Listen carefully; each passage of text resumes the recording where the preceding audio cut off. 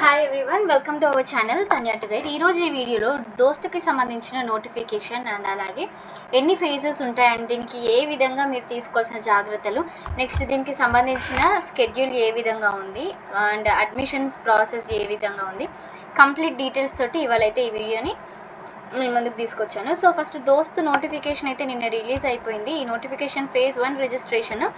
మీరు రిజిస్ట్రేషన్ చేసుకునే every time 200 rupees అయితే ఆన్లైన్లో పేమెంట్ చేయాల్సి ఉంటుంది. ఇది దోస్త్ వాళ్ళకి వెళ్ళిపోతుంది. సో ఇది May 3 నుండి అండ్ May 21 వరకు ఉంటుంది. అండ్ వెబ్ ఆప్షన్స్ పెట్టుకోవడానికి లాస్ట్ డేట్ May 22 అనమాట, అంటే ఫేజ్ 1కి. నెక్స్ట్ సెలెక్ట్ అయినరా కాలేదా అనేది మనకి 29th రోజు తెలుస్తుంది. మీరు కాలేజెస్లలో May 30 నుండి June 6 వరకు రిపోర్ట్ చేయొచ్చు. నెక్స్ట్ ఫేజ్ 2 ఉంటుంది. ఫేజ్ 2 కూడా 400 రూపీస్ తోటి రిజిస్ట్రేషన్ ఉంటుంది.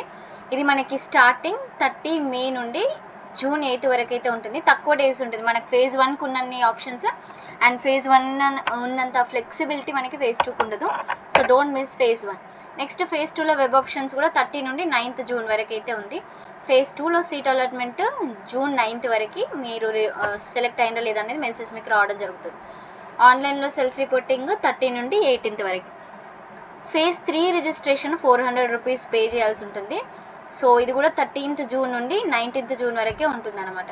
ఆ తర్వాత ఒకవేళ మనకి ఏదైనా కాలేజెస్లలో కొన్ని కాలేజెస్లలో స్పాట్ అడ్మిషన్స్ అట్లా కూడా నడుస్తాయి అనమాట.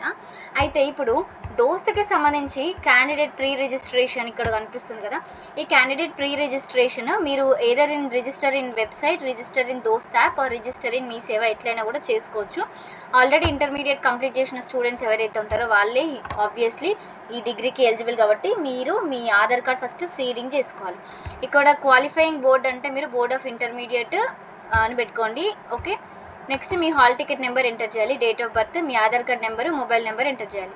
ఆ తర్వాత I do here by declare అనే స్టేట్మెంట్ క్లిక్ చేసినాక click here for Aadhaar authentication అని అడుగుతుంది. ఆధార్ అథెంటికేషన్ అయితే చేయాలి. అయితే ఇప్పుడు మీ మొబైల్ నెంబర్ ఇస్తారు కదా, ఈ మొబైల్ నెంబర్ ఉన్న మీ ఆధార్ కార్డ్కి లింకప్ అయిందా లేదా అనేది చెక్ చేస్తారనమాట. అది వన్స్ ప్రాసెస్ అయిపోయిన తర్వాత నెక్స్ట్ అప్లికేషన్, మీకు ఒక దోస్త్ ఐడి జనరేట్ అవుతుంది. ఇక్కడ నుండి చాలా చాలా కేర్ఫుల్గా ఈ వీడియోని వినండి, ఎందుకంటే ఈ వీడియోలో మీరు చాలా ఇన్ఫర్మేషన్ అయితే గెయిన్ చేస్తారనమాట. సో ఇక్కడ ఇంకొకటి అడిషనల్గా ఏంటంటే మీరు 200 రూపీస్ చేసినాక గవర్నమెంట్ ఆధార్ ప్రకారం 25 rupees against other than collect అయితే చేయడం జరుగుతుందంట. And once me Aadhaar authentication అయిపోయిన తర్వాత మీకు ఒక దోస్త్ ఐడి జనరేట్ అవుతుంది. ఈ దోస్త్ ఐడిని మీరు దోస్త్ పిన్ని మీరు కాలేజీలో జాయిన్ అయ్యేంత వరకు చాలా అంటే చాలా భద్రంగా పెట్టుకోవాలి. చాలా important and very useful tips చెప్తాను ఇప్పుడు చూడండి. సో ప్రవేశ పరీక్ష కంప్లీట్ అయ్యేంత వరకు కూడా మీరు స్టూడెంట్స్ అందరూ కూడా దోస్త్ ఐడి, పిన్, పాస్వర్డ్ చాలా జాగ్రత్తగా అండ్ గోప్యంగా ఉంచుకోండి. ఎవరితోటి కూడా షేర్ చేసుకోకండి. మా ఫ్రెండే కదా చెప్తే ఏమవుతుంది అని ఎవరితోటి డీటెయిల్స్ని షేర్ చేసుకోకండి. అండ్ ఈ మధ్యలో ఆన్లైన్ ఫ్రాడ్స్ ఎక్కువ అవుతున్నాయి కదా, మీ దోస్త్ పిన్ అవన్నీ తెలుసుకొని ఎవరైనా మీకు నచ్చిన కాలేజ్లలో పెట్టారనుకోండి, అప్పుడు పరిస్థితి ఏంటి? సో అందుకోసమని be very very careful. Next దరఖాస్తు చేసుకునేటప్పుడు అన్ని డీటెయిల్స్ కరెక్ట్గా ఉన్నాయా లేదా అనేది చెక్ చేసుకోండి. మీ మొబైల్ నెంబర్ కానివ్వండి, ఆధార్ కార్డ్ నెంబర్, ప్రతిదీ కూడా. అండ్ ఆన్లైన్లో సెల్ఫ్ రిపోర్టింగ్ చేసేటప్పుడు చాలామంది మీరు ఏ దశలో సీట్ని సెలెక్ట్ చేస్తారు అంటే ఫేజ్ 1, ఫేజ్ 2, ఫేజ్ 3. సో ఏదైనా కూడా మీకు అలర్ట్ చేసింది ఎక్కడ విత్ ఇన్ టైంలోనే జాయిన్ అవ్వండి. అండ్ ప్రిన్సిపల్ని సందర్శించి కాలేజ్లలో సర్టిఫికేట్స్ ఉంటాయి కదా, వాటిని సబ్మిట్ అయితే చేయండి.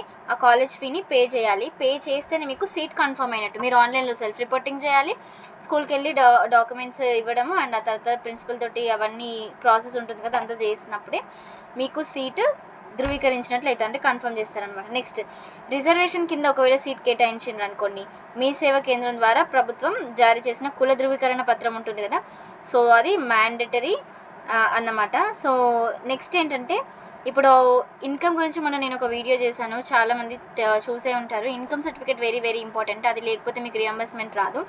అది కూడా 2024 April 1 తర్వాత తీసుకున్నదై ఉండాలన్నమాట.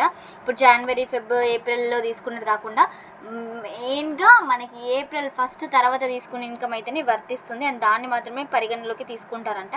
అండ్ విద్యార్థులకి మీకు ఒకవేళ దోస్త్ ఆఫీస్కి కానివ్వండి, ఏదైనా హెల్ప్ లైన్ నెంబర్ కావాలి అనుకుంటే వీళ్ళు వెబ్సైట్లో అవైలబుల్గా ఉంది. దోస్తుకి హెల్ప్ లైన్ నెంబర్ కూడా ఉంది. ఇక్కడ మనకి ఇదే దీంట్లో యాప్లో కనిపిస్తుంది. అండ్ ఇక్కడ కూడా హెల్ప్ లైన్ నెంబర్స్ అయితే ఇక్కడ ఉన్నాయి కదా, 8 to 7 ఆన్ వర్కింగ్ డేస్ అని మెన్షన్ చేశారు. మీరు కాల్ చేయొచ్చు, వాళ్ళు హెల్ప్ అయితే చేస్తారు.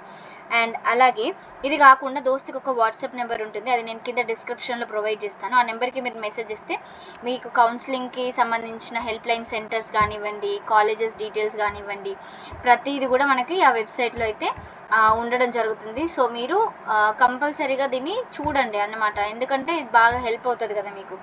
అండ్ అలాగే రైట్ టు యూజ్ యాక్ట్ అనే దానిపైన క్లిక్ చేసినట్లయితే మీకు ఆ వాట్సాప్ నెంబర్ నుంచి ఇన్ఫర్మేషన్ అయితే రావడం జరుగుతుంది. ఇవి మెయిన్ ఇంపార్టెంట్ థింగ్. నెక్స్ట్ అసలు కోర్సెస్ ఏమేమి ఉంటాయి అనేది కూడా చాలామందికి తెలియదు. BA ఉంటుంది, BCom ఉంటుంది, అలాగే BSc ఉంటుంది, డేటా సైన్స్ ఉంటుంది, BBA ఉంటుంది. Okay, so bachelor of social works, vocational groups, ఇట్లా చాలా ఉన్నాయి. అండ్ ఒకప్పటితోటి కంప్లీట్ చేస్తే పోలిస్తే మనకి ఇప్పుడు ఎక్కువ ఆప్షన్స్ అండ్ టెక్నాలజీ రిలేటెడ్గా చాలా కోర్సెస్ని ఇప్పుడు బీటెక్లో ఉండేటటువంటి కొన్ని సబ్జెక్ట్స్ని ఇప్పుడు డిగ్రీలో కూడా ఇంట్రడ్యూస్ చేసారు. అండ్ మెయిన్ ఇంపార్టెంట్ థింగ్, ఇప్పుడు చాలామంది మీకు ఆఫర్స్ ఇస్తారన్నమాట. ఏంటి, మా కాలేజ్లో జాయిన్ అవ్వండి, మీకు ట్యాబ్ ఇస్తాము, అది ఇస్తాము అని.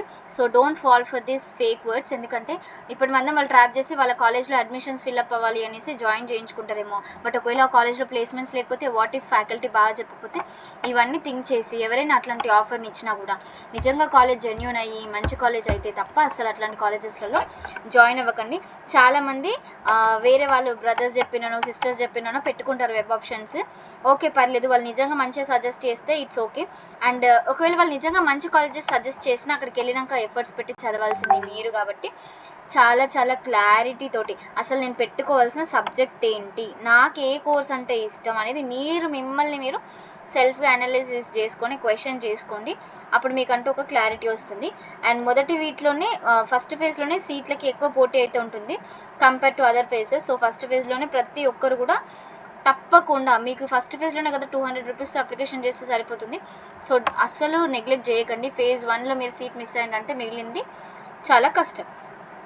అసలు మీకు ఏ కోర్స్ ఇంట్రెస్ట్ ఉంది దాన్ని బేస్ చేసుకొని ఎట్లాంటి కాలేజెస్ కావాలి, మీకు ప్లేస్మెంట్ కావాలా, గవర్నమెంట్ జాబ్ కావాలా, లేకపోతే ఎలాంటి సెక్టార్లో సెటిల్ అవ్వాలనుకుంటున్నారా అనే కొంచెం క్లారిటీ తోటి మీరు వెబ్ ఆప్షన్స్ని అయితే పెట్టుకోండి. అండ్ నేర్చుకుంటూ కూడా మీరు సంపాదించవచ్చు. సో మనకి ఆల్మోస్ట్ గవర్నమెంట్ కాలేజెస్ 28 కాలేజెస్ అయితే ఉన్నాయి. దీంట్లో అప్రెంటిస్షిప్ ఎంబెడెడ్ కాలేజెస్ కూడా ఉన్నాయన్నమాట. సో ఇట్లాంటి కాలేజెస్లలో 2 years బ్యాక్ ఇట్లాంటి కొన్ని కోర్సెస్ని అవైలబుల్గా తీసుకొచ్చిండ్రు. BFSI, సో కామర్స్ ఆపరేషన్ కానివ్వండి, retail operations, tourism and hospitality, ఇట్లాంటి కోర్సెస్లలో మీరు ఇంటర్న్షిప్గా చేస్తే మీకు 6,000 నుండి 10,000 వరకు స్టైఫండ్ కూడా ఇవ్వడం జరుగుతుందన్నమాట. సో ఇట్లాంటి కోర్సెస్ గురించి కూడా మీరు తెలుసుకోండి. అర్న్ వైల్ లెర్నింగ్ అంటే మీరు చదువుకునేటప్పుడే ఎర్న్ చేస్తే అది వేరే ఉంటుంది కదా ఆ కిక్. సో అందుకోసమని మంచిగా థింక్ చేసి మీరు ఒక వైజ్ డెసిషన్ తీసుకొని కాలేజెస్ని ఆప్ట్ అయితే చేసుకోండి. నా సజెషన్ అయితే ఫస్ట్ మీరు గౌట్ కాలేజెస్ని ప్రిఫర్ చేయండి. ఒకవేళ హైదరాబాద్ సర్కిల్లో ఉండేటి వాళ్ళు అయితే మంచి టాప్ కాలేజెస్ని అయితే ప్రిఫర్ చేయండి. బట్ గవర్నమెంట్ కాలేజెస్లలో మనకి రియంబర్స్మెంట్ అండ్ కాలేజ్ ఫీజు కూడా తక్కువ ఉంటుంది. అండ్ హాస్టల్ ఫెసిలిటీస్ కూడా కొన్ని కాలేజెస్లలో ఉంటాయి. నాకు తెలిసి అన్ని కాలేజెస్లలో ఉండకపోవచ్చు, బట్ ఓకే, వసతి గృహాలు అట్లాంటివి చాలానే ఉంటాయి. కాబట్టి మీరు ప్లేస్మెంట్స్, ఒకవేళ మీరు కంప్యూటర్స్ బ్యాక్గ్రౌండ్ అయితే ప్లేస్మెంట్ రిలేటెడ్ చెక్ చేసుకోవడానికి ఎక్కువ అవకాశాలు ఉంటాయి. ఒకవేళ వేరే బ్యాక్గ్రౌండ్ వాళ్ళు, వేరే స్ట్రీమ్ వాళ్ళు అయితే చూడండి మీ కెరీర్, మీ ఫీల్డ్, మీకు ఎలాంటి కోర్స్ కావాలి, ఫిజిక్సా, కెమిస్ట్రీయా, లేకపోతే ఇంకేదైనా సబ్జెక్ట్స్ మీద ఇంట్రెస్ట్ అనే దాన్ని బట్టి మీరు కాలేజెస్ని ప్రిఫర్ చేయండి. Thank you so much.